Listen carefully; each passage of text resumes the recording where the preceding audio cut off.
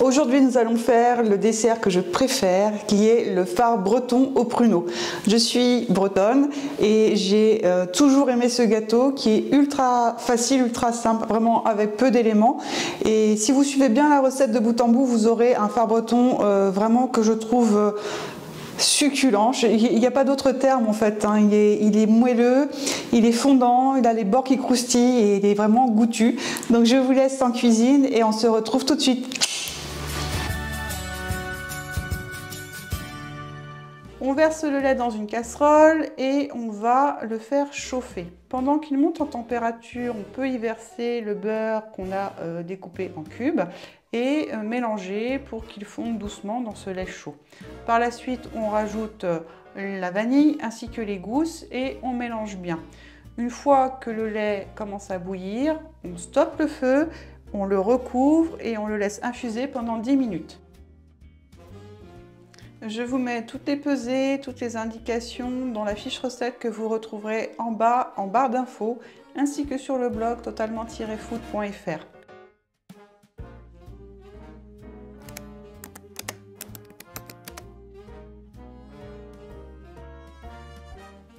Pendant que notre lait infuse avec la vanille, on va pouvoir blanchir des œufs avec le sucre. Donc on les place dans le bol du robot et on va les fouetter jusqu'à blanchiment des œufs. Abonne-toi.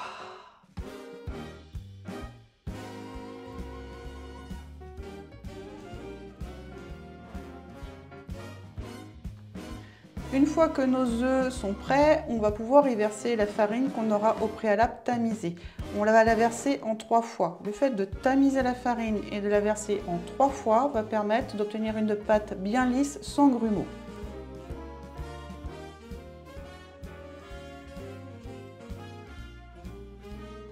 Si vous utilisez un robot comme moi, n'hésitez pas à le stopper, à venir racler les bords pour bien incorporer toute la farine qui se serait déposée sur les bords du bol justement. Petite astuce, n'oubliez pas qu'un far breton au pruneau, c'est d'abord une base de pâte à crêpes, une pâte à crêpes épaisse. Et voyez là, on obtient à peu près le même appareil. On n'oublie pas non plus de bien graisser son moule à far pour éviter que le far ne colle dans le fond, mais c'est surtout pour apporter un petit côté croustillant sur les pourtours de la pâte. Et je vous conseille vraiment de le faire, c'est vraiment très très bon. Maintenant que notre lait a refroidi, enfin il est tiède et il a bien infusé, on va pouvoir le verser en filet dans notre appareil à far qui est en attente depuis tout à l'heure et qu'on va remettre à fouetter un petit peu à vitesse lente hein, pour éviter les projections de lait un peu partout dans la cuisine.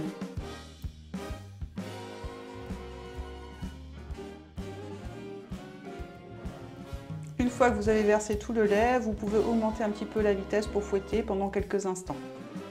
Voilà, l'appareil à far est déjà prêt, on peut le verser dans notre moule. On aura au préalable préchauffé le four avant d'enfourner. Mais j'ai failli oublier les pruneaux, surtout ne les oubliez pas, c'est ce qui va permettre à votre recette d'être vraiment savoureuse. Nous on adore ça, j'en mets beaucoup comme vous voyez, je les aligne bien parce qu'on aime bien qu'il y ait un morceau de pruneau dans chaque morceau de far. À vous de voir ce que vous préférez. Vous pouvez aussi le faire sans pruneau, mais moi je préfère avec. Vous voyez ce que je vous disais en beurrant le moule? Vous voyez les petites bulles sur les côtés? C'est ça qui va permettre de croustiller, de caraméliser la croûte sur les bords et qui va faire un contraste entre le moelleux du far et le bord qui sera un peu plus sec. Et franchement, c'est vraiment le truc qui va twister la recette. C'est un truc de dingue.